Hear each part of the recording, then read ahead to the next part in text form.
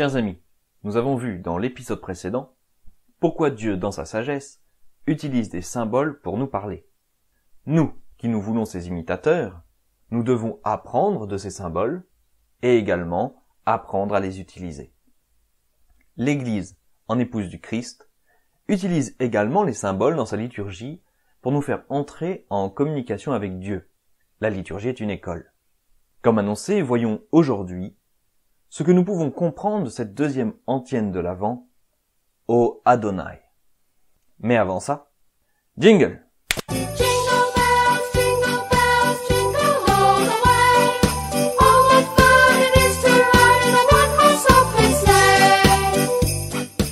Ô Adonai, chef de la maison d'Israël, qui est apparu à Moïse dans les flammes du buisson ardent et lui avait donné la loi sur le Sinaï. Venez nous délivrer par la force de votre bras. Le don de science est l'action que Dieu peut faire dans notre âme pour nous aider à comprendre ce qui le concerne, en observant les choses de la nature et les symboles. Il fait qu'au travers des créatures, nous contemplions Dieu. C'est donc le don de science qu'il nous faut pour demander à entrer dans la liturgie, et donc à entrer dans l'esprit de cette antienne. Commençons. Chef de la maison d'Israël. Le chef d'une maison, c'est un chef politique. Dieu s'annonce dans cette antienne comme le chef politique de la maison d'Israël, c'est-à-dire du peuple juif avant la venue du Christ, et le Christ roi pour les catholiques.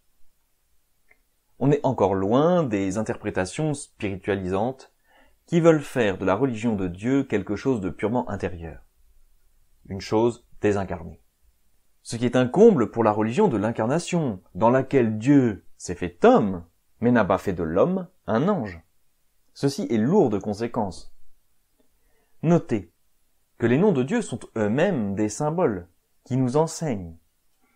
Adonai, Seigneur. C'est encore un titre de chef terrestre. À chaque messe, nous disons Deus Sabaoth, ce qui signifie Dieu des armées. Peut-on faire plus incarné et engagé? Le buisson ardent est lui aussi un symbole de l'incarnation, mais au sens strict.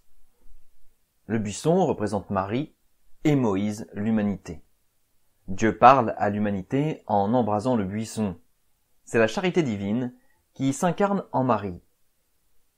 Le buisson est embrasé mais ne se consume pas. La pureté de Marie fait qu'elle reçoit le Tout-Puissant, s'embrase de charité, mais n'est pas blessée par lui. Elle reste humble et pure. Et vous le comprenez désormais grâce aux épisodes précédents. Humble et pure, chaste et vierge. L'humanité reçoit la parole de Dieu qui se rend visible par l'embrasement du buisson, c'est-à-dire par son incarnation dans le sein de la très sainte Vierge Marie. Retire tes chaussures, car ce lieu est saint, dit Dieu à Moïse. C'est dire le respect avec lequel l'homme doit s'approcher du Christ et de Marie. C'est leur présence qui rend saint ce lieu. C'est notre présence d'amitié avec eux qui nous rendra saints. Et ça commence par le baptême qui nous sanctifie, en nous rendant le Christ présent à notre âme par la grâce. Grâce qui nous rend l'amitié de Dieu. La loi nouvelle que nous a donnée le Christ sur la montagne, c'est la loi de l'amitié. Dieu nous rend son amitié et nous donne les moyens d'être véritablement ses amis. Ce qui signifie pour nous être délivrés de l'état lamentable dans lequel nous étions. L'incarnation, Noël, ont lieu parce que Jésus-Christ est notre Sauveur. Il vient nous sauver, nous délivrer. Nous délivrer par la force de son bras signifie prendre lui-même en charge et activement notre salut. Mais comment le Christ le fit-il? Sa force morale éclate dans son procès et dans sa passion. La force de son bras, c'est le bras avec lequel il porte lui-même sa croix. C'est ce bras qu'il étend lui-même pour que les soldats romains, des pécheurs, lui clouent sur sa croix après avoir été vendu par les Juifs. Le Christ est lui-même un symbole de la vie intime de Dieu. Dieu nous a dit dans l'Ancien Testament j'ai ton nom gravé dans mes mains. Ce n'était pas là pure poésie. Nous savons désormais ce qu'il voulait dire et à quoi il faisait référence. Alors, redisons cette prière que nous donne l'Église.